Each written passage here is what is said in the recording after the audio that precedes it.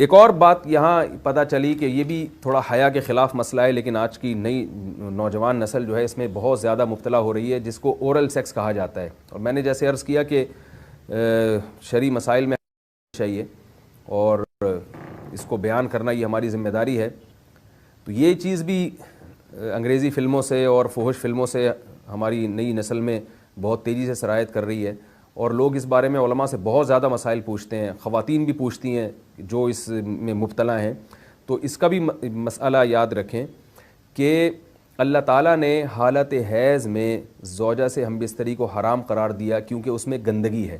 باپ دیکھیں کہ وہ گندگی اس درجے کی نہیں ہے جتنی اورل سیکس میں گندگی ہوتی ہے. اگر اس میں ڈسچارج ہو جائے بندہ، انسان جو ہم بستری کرنے والا ہے زوجہ سے، وہ منہ میں ڈسچارج ہو جائے، تو آپ سوچیں کہ اللہ تعالیٰ شرمگاہ کو گندگی سے بچا رہے ہیں، جس کی وجہ سے حیض کی حالت میں ہم بستری کو حرام قرار دیا. تو منہ جس سے انسان کھانا کھاتا ہے، جس سے کلمہ پڑھتا ہے، اور جو انسان کے جسم میں سب سے اشرف عضو ہے، سب سے زیادہ معزز اور مکرم عضو ہے، اس میں ایسی گندگی کو ڈالنا کہاں سے جائز ہو سکتا ہے، کہاں سے حلال ہو سکتا ہے؟ تو آج بعض متجدد قسم کے لوگ جو ہے نا اس کو حلال قرار دے رہے ہیں، تو یہ بالکل غلط ہے. تو یہ بات خوب ذہن میں رکھیں کہ اورل سیکس کے ذریعے اپنی خواہش کو پورا کرنا اس طور پر کہ ڈسچارج ہو جائے انسان عورت کے منہ میں، بیوی کے منہ میں، یہ بالکل حرام ہے، بالکل ناجائز ہے. کیونکہ منی ایک غلیظ اور ناپاک اور گندگی ہے اور ناپاک اور نجس چیز ہے. بعض حضرات یہ کہتے ہیں کہ منی پاک ہے، مگر یاد رکھیں منی کے پاک ہونے کے دلائل مضبوط نہیں ہیں، منی کے ناپاک ہونے کے دلائل بہت مضبوط ہیں. سب سے پہلی دلیل قرآن مجید میں آتا ہے الم نخلقکم من ماء مہین، ہم نے تمہیں غلیظ اور پلید پانی سے پیدا کیا ہے، ذلیل پانی سے پیدا کیا ہے. تو اس میں بھی اشارہ ہے کہ منی ناپاک چیز ہے. دوسری بات یہ کہ حدیث میں آتا ہے کہ کنت افرق المنی من ثوب رسول اللہ صلی اللہ علیہ وسلم ثم یصلی فیہ. حضرت عائشہ رضی اللہ تعالیٰ عنہ فرماتی ہیں کہ رسول اللہ صلی اللہ علیہ وسلم کے کپڑوں پر اگر منی لگی ہوتی تھی، صحیح بخاری کی حدیث ہے، میں اس کو کھرچ کے صاف کرتی تھی، پھر آپ صلی اللہ علیہ وسلم اس میں نماز پڑھا کرتے تھے. اب بعض حضرات نے یہاں سے استدلال کیا ہے کہ منی اگر ناپاک ہوتی تو حضرت عائشہ اس کو دھوتی، کھرچ کے صاف کرنا اس کی علامت ہے کہ منی پاک ہے. لیکن یہ بات غلط ہے. اگر منی پاک ہوتی تو حضرت عائشہ کو کھرچنے کی ضرورت نہیں تھی. بات یہ ہے کہ وہ نجاست جس کا ایک باقاعدی جسم ہوتا ہے اور وہ کھرچ کے جسم سے یا کپڑوں سے الگ ہو سکتی ہے، تو اس نجاست کو پاک کرنے کا طریقہ یہ ہے کہ اس کو کھرچ دیا جائے. ناپاک تھی تبھی تو حضرت عائشہ رضی اللہ تعالی عنہ اس کو باقاعدہ کھرچ رہی ہیں اور دور کر رہی ہیں.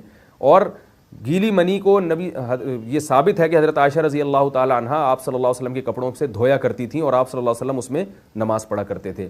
حضرت عمر رضی اللہ تعالی عنہ کے دور میں کسی شخص کو احتلام ہوا تو اس نے اپنے پورے جو ہے نا وہ کپڑے دھوئے، تو حضرت عمر نے اس کو منع کیا، فرمایا کہ اتنا کافی تھا کہ اس جگہ کو تم دھو لیتے. تو اس میں بھی حضرت عمر اس کو باقاعدہ دھونے کا حکم دے رہے ہیں. کسی بھی صحابی نے اعتراض نہیں کیا کہ یا امیر المومنین آپ ان کو دھونے کا حکم کیوں دے رہے ہیں، منی تو پاک ہے. تو منی کے جو ناپاک ہونے کے دلائل ہیں وہ بہت مضبوط ہیں. باقی اس کو جو کھرچنے کا حکم ہے وہ اس لیے کہ منی کے پاک جو اگر خشک ہو جائے تو وہ کھرچ کے بھی پاک ہو جاتی ہے، اس کو پھر دھونا ضروری نہیں ہوتا.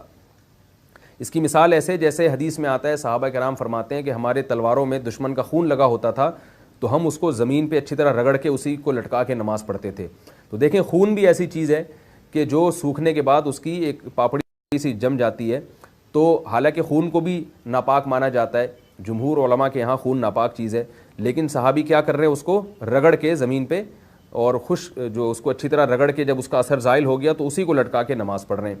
تو جیسے خون ناپاک ہونے کے باوجود رگڑنے سے پاک ہو جاتا ہے اگر کسی ایسی چیز پہ لگا ہو جو لوہے یا ایسی سخت چیز پہ، تو ایسے ہی منی اگر کپڑوں پہ لگی ہو، خشک ہو جائے تو اس کو اچھی طرح جب کھرچ دیا جائے تو وہ پاک ہو جاتی ہے. لیکن اس سے یہ ثابت نہیں ہوتا کہ منی پہلے سے ہی پاک ہے. ایک اور دلیل منی کے ناپاک ہونے کی یہ ہے کہ جو مدی ہے، ٹرانسپیرنٹ پانی جو مرد کے جسم سے نکلتا ہے، وہ اگر جسم سے نکل جائے تو وضو فرض ہو جاتا ہے، اور منی نکل جائے تو غسل فرض ہوتا ہے. اب یہ کیسی بات ہے کہ مدی کے نکلنے سے جس سے وضو فرض ہو رہا ہے وہ تو ناپاک ہے، اور منی نکلنے سے جب غسل فرض ہو رہا ہے بڑی والی طہارت، تو اس کو ہم پاک قرار دیں. اس لیے امام ابو حنیفہ رحمہ اللہ تعالیٰ کا مذہب منی کے بارے میں کہ یہ نجاست غلیظہ ہے، اور امام مالک کا بھی یہی مذہب ہے. یہ مذہب بہت دلائل کے لحاظ سے قوی ہے. تو اس لیے عورت کے منہ میں ڈسچارج ہونا یہ بالکل حرام ہے، ناجائز ہے، گندگی ہے. اسلام میں اس کی قطعاً اجازت نہیں ہے.